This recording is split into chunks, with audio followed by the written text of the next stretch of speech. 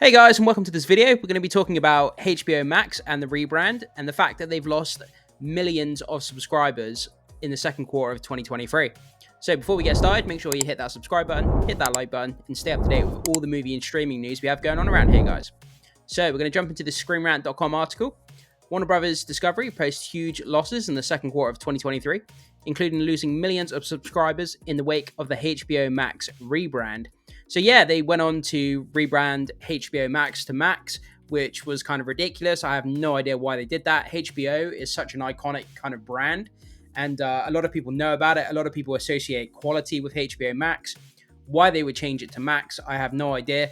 But let's jump in and see what it's all about. So Warner Brothers Discovery has turned out some extreme losses in the first months since HBO Max's rebrand. The streaming service, which boasts original series including And Just Like That, Peacemaker in addition to the regular HBO library, first launched in May 2020.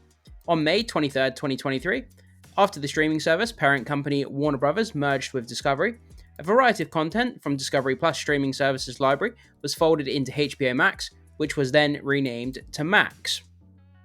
So, per the wrap, Warner Brothers Discovery has now posted dismal second quarter of 2023. Although the expectation was that Warner Brothers stock would lose 38 cents per share, the true number turned out to be 51-cent loss per share on a revenue of $10.36 billion. The direct-to-consumer division, HBO, Max, and Discovery Plus, also lost 1.8 million total subscribers, though the consistent level of engagement from the current subscribers leaves the optimistic for the future on that front. So yeah, guys, they've almost lost 2 million subscribers after the rebrand, which is quite shocking. I bet they're kind of kicking themselves about this now. You got to think how much that translates to. Millions and millions and millions in revenue that's being lost, and yeah, it's a shame because HBO Max, such an iconic brand, and I just, like I said before, guys, I don't know why they wanted to change it. So the differences between HBO, Max, and Discovery Plus explained. Yeah, this is another thing I just want to say as well, guys. With a lot of streaming services now, because they've got different subscription tiers that you can get, it becomes confusing for the consumer sometimes because you have like Max, and then you have Max Plus, and you have the one without the adverts, the one with the adverts, and then you get one with, there's certain tiers on streaming services now that don't include all the content, and it can get very confusing for the consumer. So yeah, I just kind of wanted to put that out there as well, guys. I don't know if any of you have found yourself in that kind of situation as well, where you've been a bit confused about which streaming tier has what, and jump down to the comment section, let me know about that, guys. So HBO itself is the oldest member of the direct-to-consumer division. One of the earliest paid television networks, HBO launched in 1972, making a name for itself by bringing ad-free, unedited movies to consumers' homes and eventually launching its own original series. The network has now developed a reputation for glossy, well-respected series, including Sex and the City, The Sopranos, Game of Thrones, and The Last of Us. Yeah, like I say, guys, they've got a really good reputation for quality at HBO Max. Their shows are second to none. Absolutely fantastic shows, and the rebrand, for people that may have not heard of HBO Max before, maybe the rebrand has confused some people in some way. I'm not really sure on that. So, when HBO Max was originally launched, it joined a glut of HBO-related streaming services that included HBO itself, HBO Go, and HBO Now. So, see, this is what I'm talking about, guys. Here, you got HBO, HBO Go, HBO Now, and it's kind of like, if I'm coming at this from a new subscriber perspective, I would be a bit confused as to, what's on this and what's on HBO Now, what's on HBO Go, how do they differ, and it might be a bit confusing.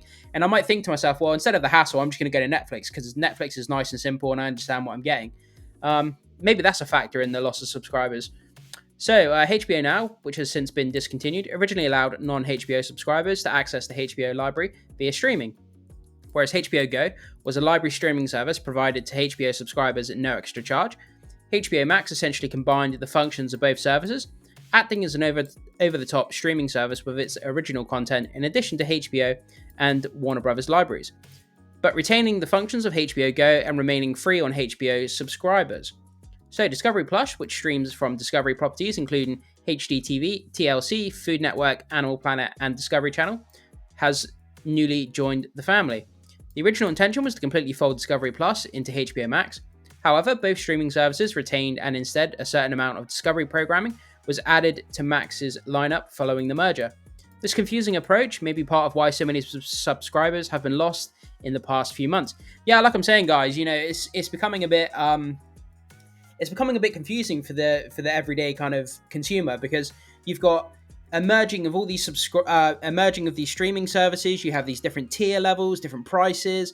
What am I getting included? What am I not? Like, it's all kind of a bit. I think the information needs to be laid out a bit clearer as to what's happening, what's going on, and the everyday subscriber may just be a bit confused, and maybe that's just led to the loss of subscribers. Maybe they just feel a bit confused about what they're getting, and what they're paying for, and maybe they've opted for a service that's a little bit more streamlined, a little bit more kind of laid out information wise a little bit more clearly so people understand it.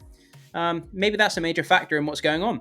But yeah, so here we are, guys. Warner Brothers lost 1.8 million subscribers after their rebrand. They must be kicking themselves about this, and it's a shame because obviously the HBO Max streaming service is really, really good. I've got HBO Max. It's a great streaming service. I would recommend it to anyone who loves their streaming shows. And jump down to the comment section, guys. Let me know what you think about this loss of subscribers. Does it surprise you? What do you think about the rebrand as well? Do you think it was a stupid decision? I'd love to know what you guys think, and I will see you soon.